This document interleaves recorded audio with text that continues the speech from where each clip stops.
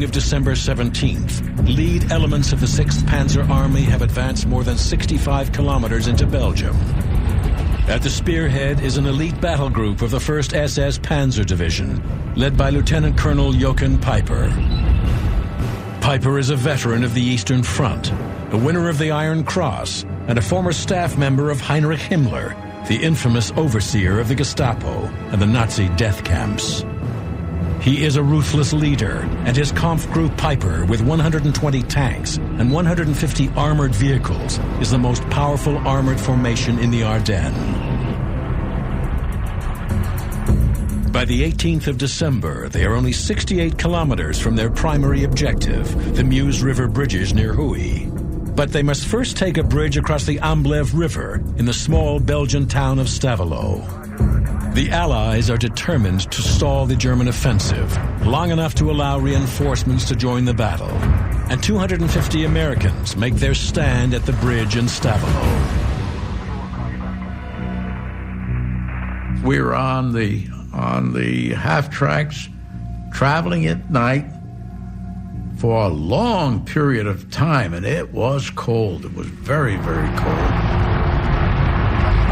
And all the while, there were red tracer bullets all over the sky. It looked like all kinds of red stars running around. And I think that started a little bit of fear in me, and yet I won't say that I was brave about it, but I kind of got numb, I think, to the whole thing. We pulled over on the side of the road. Now, there was a river running across, and then there was a bridge at the end. That much I knew.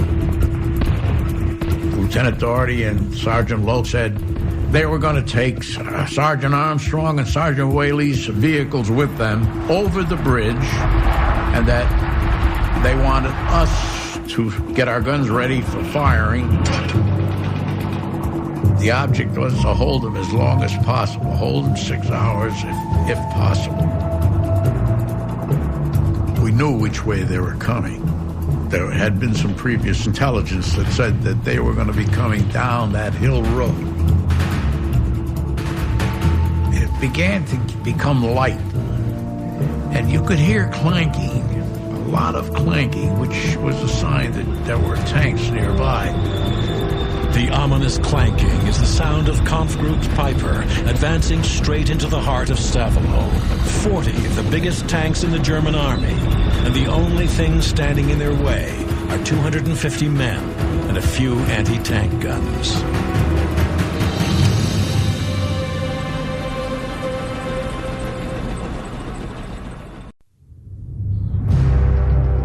The Ardennes, a remote collection of fields, forests, and villages along the German-Belgian border. At first glance, this place seems untouched by the modern world. But closer inspection reveals grim evidence of a dark and violent past. It was here, in the winter of 1944, that Hitler launched his great Ardennes offensive, forever remembered as the Battle of the Bulge.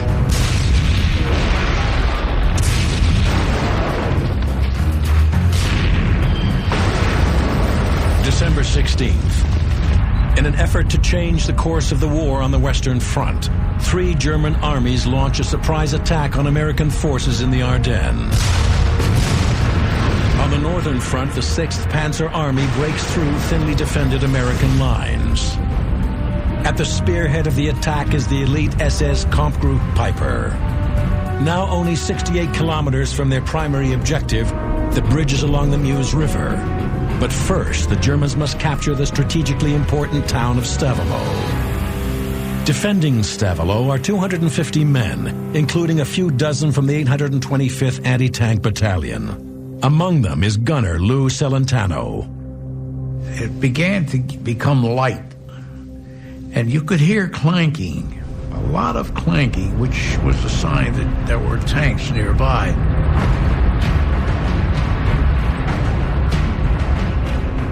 And when they finally did appear on the hill in front of us, they looked like tigers to me.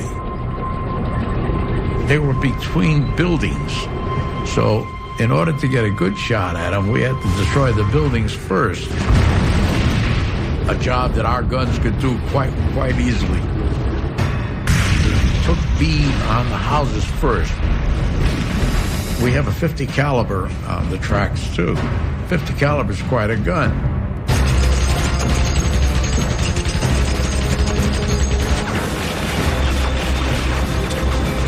And now the 4 tanks were within our sight.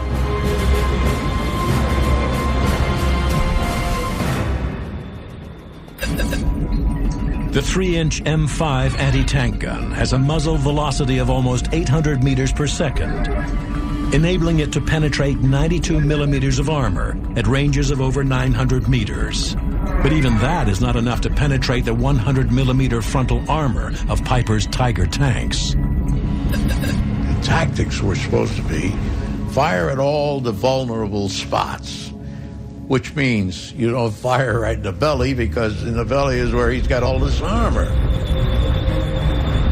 Part of our luck was that the roads were extremely slippery.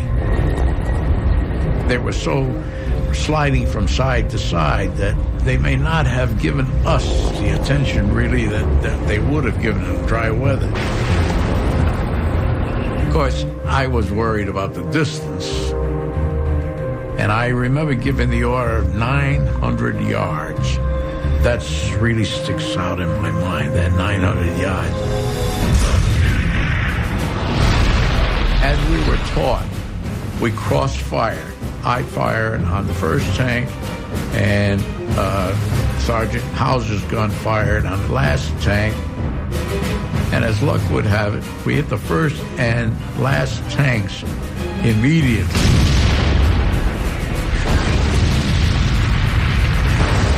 Said 900 yards, and I think I hit it right on the nose, because to hit them on first shots like we did, there may be a lot of talent involved, but I think it was 50% luck, because we really hit them hard right off the bat.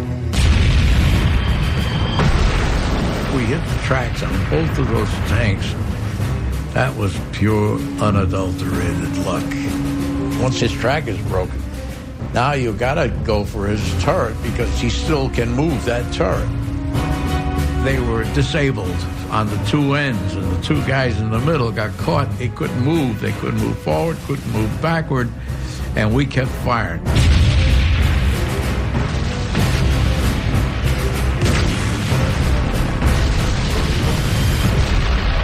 Everything fell into place. That the training really paid. But in war, I guess, luck is an unknown quantity, but it sure counts. The Americans destroy 4 tanks and slow Piper's advance. But it is not enough to stop him, and his tankers advance into the center of Stavelot.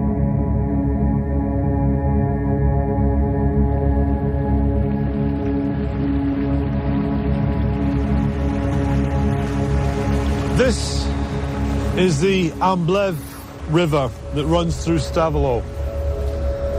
Now, on the morning of the 18th, Piper attacked onto this bridge.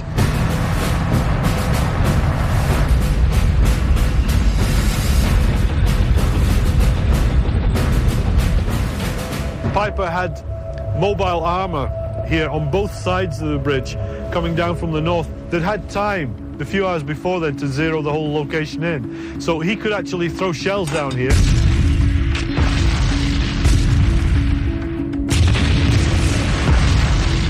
This armoured battery, who was supporting the engineers, found themselves having to pull back away from the bridge, and they actually had to allow Piper onto the bridge at that time. A Tiger Royal, a big Tiger Royal, swept over the hill, come down to the bridge area, and he caught Sergeant Armstrong's half-track before they had even a chance to get out of their vehicle. He took a couple of rounds from this Tiger Royal tank, and they were completely destroyed.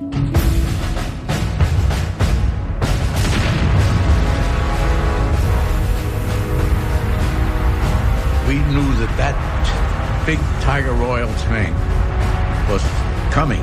We could hear it coming, and we know we're next. There's nothing on earth we can do.